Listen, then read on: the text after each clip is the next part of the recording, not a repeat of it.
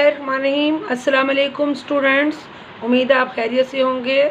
आज जैसे कि आप जानते हैं कि आपका कल केमिस्ट्री का पेपर है, उसके बारे में मैंने आपसे पहले डिस्कशन काफ़ी की है दूसरी पिछली वीडियोस में, और उसमें मैंने यूनिट वाइज जो है ना वो आपको गैस दिया है। तो इस वक्त मैं आपको जो गैस देने जा रही हूँ वो यूनिट नंबर 7 और 8 का दे रही हूँ बेटा। इसमें आप नोट कर लें और इसके मुताबिक तैयारी करें। इंशाल्लाह बेटा आपका 100% आखिरी पोर्शन और आखिरी लॉन्ग क्वेश्चन भी सॉल्व हो जाएगा। आप देखें इसमें इलेक्ट्रोकेमिस्ट्री की पहले डेफिनेशन है स्पॉन्टेनियस रिएक्शन और नॉन स्पॉन्टेनियस रिएक्शन की डेफिनेशंस, ठीक है। इनके दरमियान फ़र्क भी आ सकता है। ऑक्सीडेशन, रिडक्शन रिएक्शन और इसके साथ ही रिडॉक्स रिएक्शन। और बेटा इसमें आपने एग्जाम्पल जो है वो लाजमी डालनी है, दोनों में से चाहिए एक डाल दें। इसके बाद आपके पास बेटा इलेक्ट्रॉन के अखराज और हसूल के हवाले से ऑक्सीडेशन रिडक्शन रिएक्शन, ये बेटा इंपॉर्टेंट लॉन्ग क्वेश्चन है, आपने इसमें एग्जाम्पल के साथ आपने डालना है, ठीक है बेटा। और इसके साथ ही आपके पास शॉर्ट क्वेश्चन भी आ सकता है और लॉन्ग क्वेश्चन भी आ सकता है, ऑक्सीडेशन और रिडक्शन के दरमियान फ़र्क। इसके बाद बेटा आपके पास है ऑक्सीडेशन स्टेट की तारीफ और उसकी तफवीज़ की कवायद। बेटा ये लॉन्ग क्वेश्चन है और लॉन्ग क्वेश्चन बहुत इंपॉर्टेंट क्वेश्चन है। ये आगे आपके पास इसमें से आ जाता है कि कोई भी आपके पास मिसाल आ जाती है और वो कहते हैं कि ऑक्सीडेशन स्टेट किसी भी एलिमेंट की जो है ना पूछ लेते हैं, तो ये आपको निकालना आना चाहिए, इसकी आपने प्रैक्टिस करनी है। एक क्वेश्चन आपके पास लाजमी आ जाता है ऑक्सीडाइजिंग एजेंट्स और रिड्यूसिंग एजेंट के दरमियान बेटा फ़र्क। ये एक इंपॉर्टेंट क्वेश्चन है। इसमें ये देखें ऑक्सीडेशन रिडक्शन और reducing agent and oxidising agent short तारीफ़ें यहाँ पे भी मौजूद हैं। इसके अलावा बेटा आप अगर नेक्स्ट पेज भी देखें, यहाँ पर आपके पास इलेक्ट्रोकेमिकल सेल की तारीफ आ गई बेटा।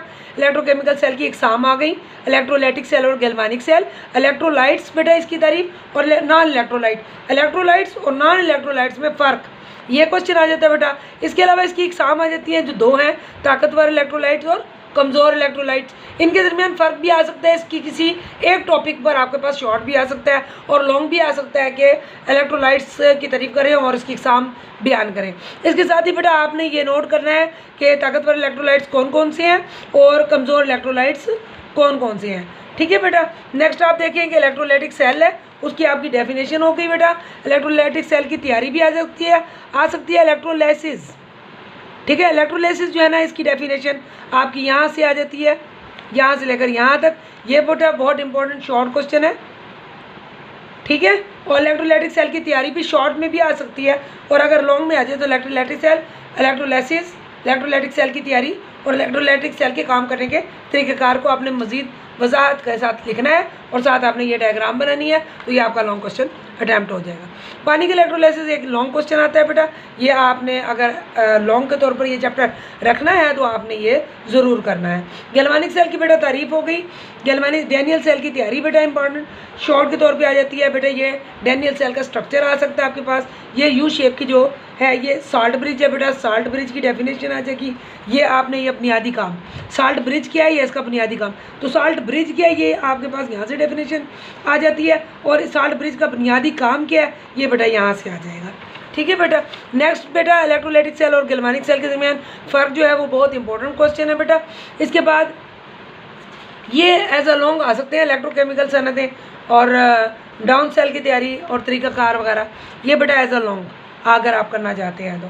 कोरोजन आ जाता है, कोरोजन की तारीफ जो है ना बेटा ये एज अ शॉर्ट क्वेश्चन आ जाता है। लोहे को जंग लगना भी एज अ शॉर्ट भी आ जाता है, ठीक है। एनोड रीजन क्या है, ये भी एज अ शॉर्ट काम करेगा आपके उसमें पेपर में। और उसके बाद आपके पास आ जाता है कि कोरोजन से बचाव के तरीके, ये एज अ लॉन्ग भी आ सकता है और बेटा इसी में से एज अ शॉर्ट भी आ सकता है।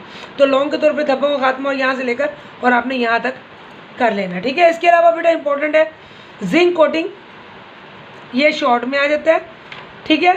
टिन कोटिंग ये भी बेटा शॉर्ट है। और लास्ट में आप देखिए इसमें सिल्वर की इलेक्ट्रोप्लेटिंग और क्रोमियम की इलेक्ट्रोप्लेटिंग बेटा बहुत इंपॉर्टेंट क्वेश्चन है इसके। और एक बेटा टिन की इलेक्ट्रोप्लेटिंग, ये आपका चैप्टर नंबर 7 था बेटा। चैप्टर नंबर 7 को बहुत अच्छे तरीके से तैयार कर लेंगे। अगर आप एज अ लॉन्ग तैयार कर रहे हैं तो फिर जो मैंने लॉन्ग बताए हैं उनको ज़रूर आपने फॉलो करना है, और अगर आपने लॉन्ग नहीं करना तो जो मैं शॉर्ट बता रही हूँ वो शॉर्ट आप कर लें। इंशाल्लाह उसी के अंदर से 100% बता रही हूँ कि आप क्या 4 पार्ट आपका कंप्लीट हो जाएगा। आगे देखिए बेटा चैप्टर नंबर 8 में से मेटल की तारीफ आ जाती है, इसकी क्लासिफिकेशन या दर्जाबंदी होती है बेटा। ये 4 है, ठीक है, ये आपने तैयार कर लेना है। इसके अलावा बेटा ये जो है ना ये MCQs के तौर पे मैंने लिखा है आपके पास, MCQs तैयार करना है। ये मेटल की तिबी खसूसियात और मेटल की कीमियाई खसूसियात, ठीक है बेटा, ये हो गया। और ये सारा बेटा MCQs के तौर पे है। इसमें से आपने डैश लगा लेनी है जिस तरीके से मैंने लगाई हुई है, और आपने इसको पढ़ना है और आपने याद कर लेना है। सबसे हल्की मेटल, सबसे भारी मेटल, ठीक है, इस तरीके से ज़्यादा कसरत से पाई जाने वाली मेटल, ये छोटी छोटी बातें हैं जो आपको MCQs में तैयार करनी है। मेटेलिक कैरेक्टर की बेटा तारीफ, वैलेंसी की तारीफ, ठीक है बेटा, ये दोनों आपने इसमें से कर लेना है। इसके अलावा आयनाइजेशन एनर्जी, इलेक्ट्रोपॉजिटिविटी के रुझानात ग्रुप में और पीरियोडिक टेबल में, ये as a short and long दोनों तरीके से आ सकते हैं, लॉन्ग में आ सकता है ये। इलेक्ट्रोपॉजिटिविटी की आयनाइजेशन एनर्जी, मैग्नीशियम की आयनाइजेशन एनर्जी क्यों, मैग्नीशियम पहली आयनाइजेशन है, सोडियम की आयनाइजेशन एनर्जी ज़्यादा क्यों होती है, ठीक है, ये आपने क्लियर करना है। किस किस्म के एलिमेंट मेटल्स होते हैं, मेटेलिक ऑक्साइड की क्या फितरत है, और बेटा सोडियम मेटल मैग्नीशियम मेटल से ज़्यादा रिएक्टिव क्यों है, सबसे डक्टाइल और मेलिएबल मेटल का नाम बताएं। तो बेटा ये गोल्ड और सिल्वर है बेटा, याद रखिएगा। मेलिएबल और डक्टाइलेबल से क्या मुराद है बेटा, ठीक है, और पीरियड के साथ मेटेलिक खासियत कम क्यों होती है और ग्रुप में क्यों बढ़ती है, ये आपने क्वेश्चन कर लेने हैं। इसके बाद बेटा आप शॉर्ट क्वेश्चन की तरफ आएँ तो सोडियम के इस्तेमालात हो गए बेटा, मैग्नीशियम के इस्तेमालात हो गए और कैल्शियम के इस्तेमालात हो गए। नेक्स्ट में अगर आप देखें तो सिल्वर और गोल्ड पर नोट आ सकता है बेटा, प्लेटिनम पर भी नोट आ सकता है, ये अगर आपने एज अ लॉन्ग तैयारी करनी है। अच्छा, इसमें देखिए आप, एक आपके पास क्वेश्चन आ जाएगा किरात क्या है, ठीक है, ये आपसे कहा जाएगा जो 24 किरात है वो गोल्ड जो है ना इस खालिस हालत में पाया जाता है, और 22 किरात गोल्ड का मतलब क्या है, ये शॉर्ट क्वेश्चन बेटा इस बॉक्स में से आपने तैयार करने हैं।